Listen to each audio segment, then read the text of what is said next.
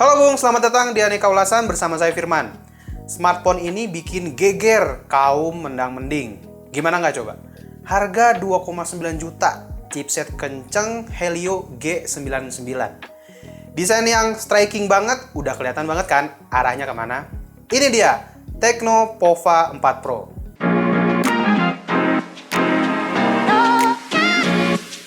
Kalau kita lihat desainnya, tampilan Tecno Pova 4 Pro ini berani banget. Unit yang kita review ini warna biru atau fluorite blue. Di bagian belakang ada adul.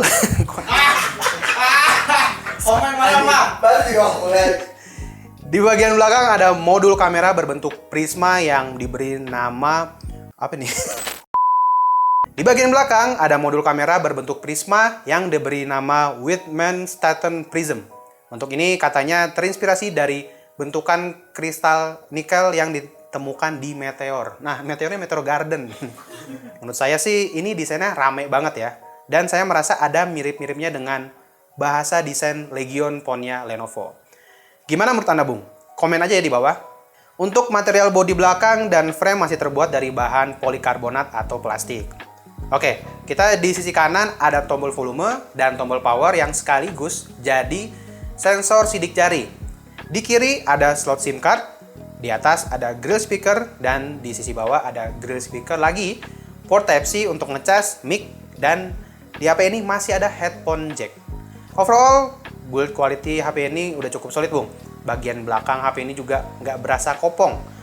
Tombol-tombolnya juga solid, tapi ini tombol powernya rada ngangkat, Bung ya. Saya ngeri pas gabut terus kecongkel gitu. Nah, kita lanjut ke part yang bikin saya geger nih, yaitu sektor layar. Tecno Pova 4 Pro ini secara mengejutkan pakai panel AMOLED, Bung. Dengan bentang layar 6,66 inch beresolusi Full HD+, dan punya refresh rate 90 Hz. Di bagian atas masih ada poni berbentuk U, dan di bagian bawah masih ada dagu yang cukup lebar. Sayangnya, masih belum ada proteksi apa-apa di layar kacanya, tapi tenang, udah ada anti gores yang menempel begitu keluar dari box. Nah, untuk kualitas layarnya gimana? Mantap, Bung. Warnanya vibrant, gambarnya tajam, dan udah enak banget kalau dipakai nonton. HP ini juga udah dapat sertifikasi Widefine L1. Jadi nonton Netflix bisa maksimal di Full HD. Seperti yang saya bilang di awal, speaker HP ini ada dua, dan posisinya proporsional di sisi atas dan bawah. Soal kualitas, menurut saya sih nggak ada yang spesial, tapi sudah cukup oke. Apalagi di kelas harganya, masih jarang ada yang pakai stereo speaker.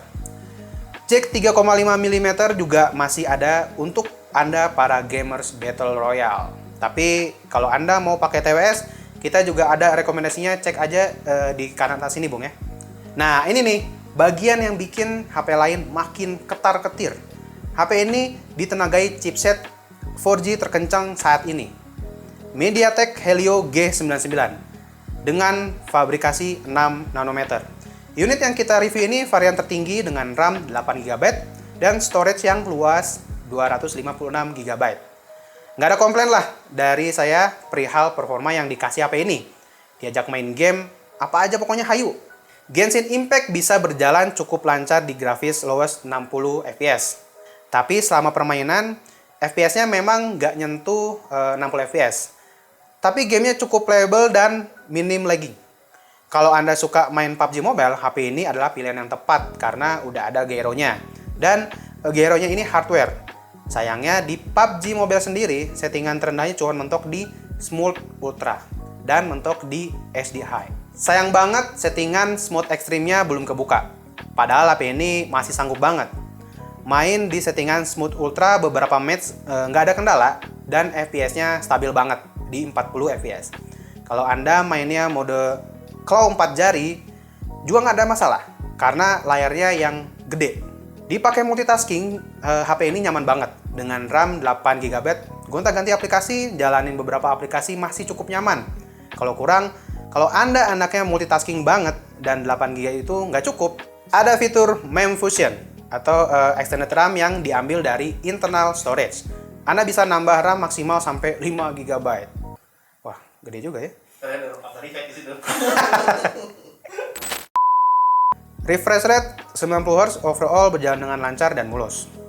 Defaultnya settingan refresh rate ini adalah automatic, tapi efeknya ada beberapa aplikasi yang harusnya bisa jalan di 90 Hz, malah jalan di 60 Hz doang. Jadi buat pengalaman yang maksimal, ganti aja settingannya jadi full 90 Hz, Bung. Tapi ada satu isu yang saya temukan di unit yang saya review ini. Saat dipasang di refresh rate 90 Hz, kadang-kadang terjadi glitch pada brightness-nya. Jadi layar kadang kedip-kedip gitu loh, Bung. Walaupun ini masih jarang terjadi, tapi rada mengganggu ya. Untuk Anda yang sudah pakai POVA 4 Pro, kira-kira apakah nemu masalah yang sama? Silahkan komen di bawah, Bung. Komen lagi. Komen adul, tadi adul. Silakan komen di bawah, Bung. Mudah-mudahan sih problem ini bisa diperbaiki lewat update software. Nah, soal update software juga ini jadi isu selanjutnya dari brand ini. Belum ada kepastian kalau HP ini akan dapat update OS berapa kali. Sekarang HP ini udah pakai Android 12 dengan kustomisasi iOS ya. Apakah akan dapat Android 13? Mari kita berdoa saja, Bu. Ini juga jadi salah satu hal yang dipangkas agar harga tetap oke. Sektor penyimpanan sih udah nggak usah risau ya, Bung ya. Masih jarang juga HP-HP di kelas 2 jutaan yang menawarkan storage 256 GB. Bung juga bisa tambah lagi microSD tanpa harus mengorbankan nomor kedua Anda. Ada juga versi 128 GB dengan harga yang lebih murah 200 ribuan. Untuk di sektor keamanan, sensor sidik jari di HP ini sudah sangat responsif, posisinya juga masih pas dengan ergonomi jari saya. Soalnya kadang ada HP yang punya dimensi gede, tombol powernya sering ngikut naik juga posisinya. Atau enggak, kadang tombol powernya di bawah.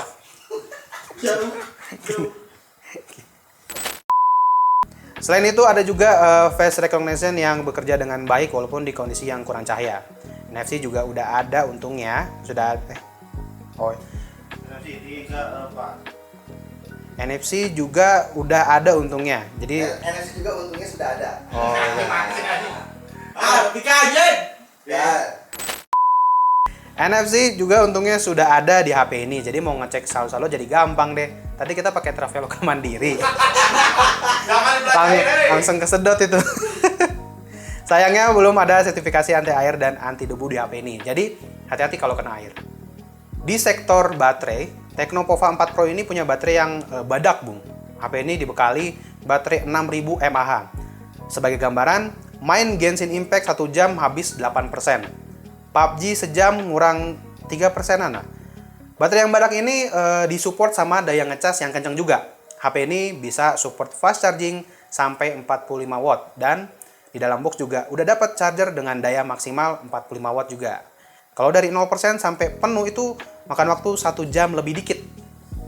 Dari sektor kamera, Tecno POVA 4 Pro dibekali 2 kamera di belakang, 50 megapiksel kamera utama dan dapat bonus kamera bokeh 2 megapiksel. Jomplang emang.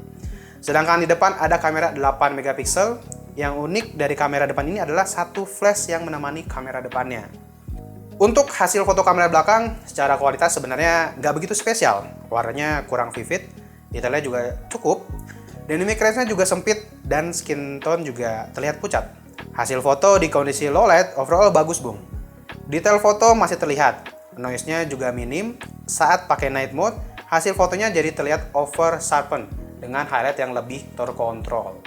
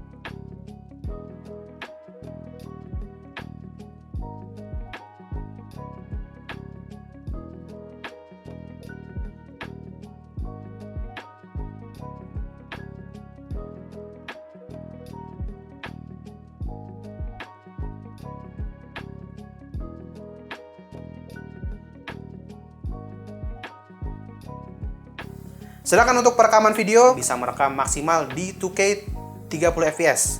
Sudah ada stabilisasi juga yang harus dinyalain tiap mau ngerekam. Karena defaultnya fitur ini gak aktif, Bung.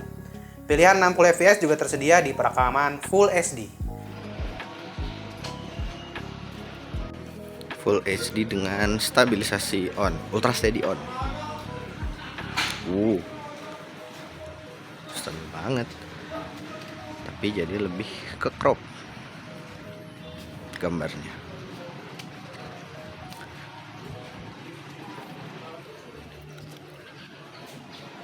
1080 60 fps.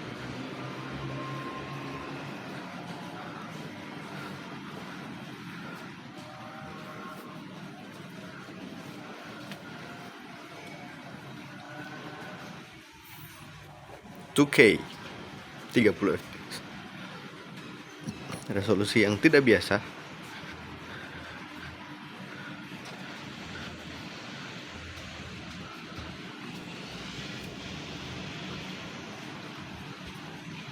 Halo Bung, ini dia hasil kamera depan HP Tecno Pova 4 Pro Full HD 30 fps.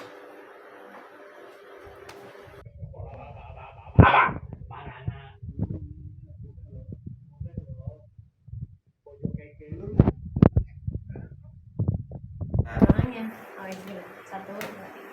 Nah, kepiting. Halo Bung, ini hasil kamera belakang ya. Gimana? Terus ini live ya? Buat nanti sana nih. Jadi, kesimpulannya, varian tertinggi dengan storage 256 GB harganya ada di 2.999.000 di toko resminya itu ya.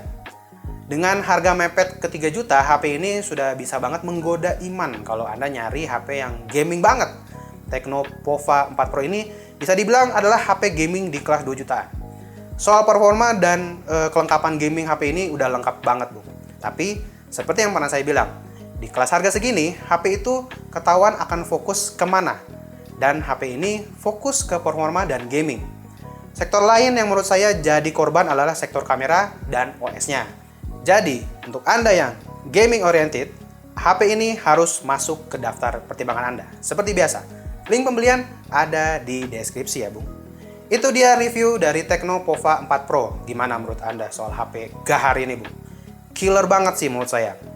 Terima kasih untuk Bung yang sudah like, share, dan subscribe Aneka Ulasan. Follow juga sosial media kita di @anekaulasan. Jaga kesehatan, dan saya Firman dari Studio Hastelpo Media Group pamit. Sampai bertemu di video selanjutnya.